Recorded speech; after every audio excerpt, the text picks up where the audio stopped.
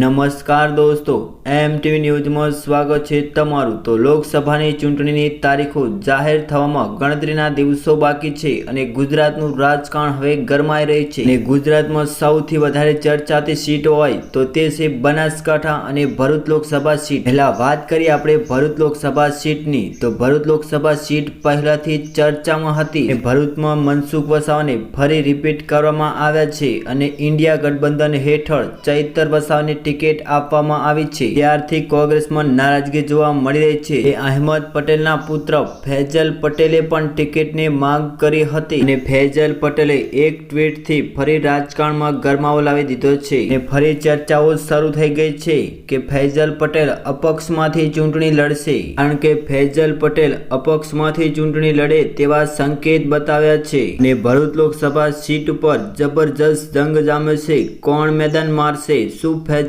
પટેલ લોકસભાની ચૂંટણી અપક્ષમાંથી લડશે? તો હવે આપણે વાત કરીએ બનાસકાંઠા લોકસભાની, તો બનાસકાંઠા લોકસભા પર ભાજપમાં રેખાબેન ચૌધરીને મેદાનમાં ઉતારે છે અને કોંગ્રેસમાં જે બનાસની બેન કહેવાય છે એવી જ્ઞાનીબેન ઠાકોરને મેદાનમાં ઉતારે છે। જે જ્ઞાનીબેન ખૂબ જ ચર્ચાતો ચહેરો છે। જ્ઞાનીબેન ઠાકોર અવારનવાર લોકોની વચ્ચે હોય છે અને તે ઠાકોર સમાજમાં મજબૂત નેતા છે અને 2017માં શંકરભાઈ ચૌધરી જે કદ્દાવર નેતા છે તેમને પણ માત આપી અને વાવ સીટ પર વિજય થયા હતા અને 2024 લોકસભામાં મેદાનમાં ઉતર્યા છે અને સામે છે ભાજપમાંથી રેખાબેન ચૌધરી। રેખાબેન ચૌધરી શિક્ષિત ઉમેદવાર છે। બનાસકાંઠા સીટ ઉપર કોણ મેદાન મારશે કમેન્ટમાં બતાવો।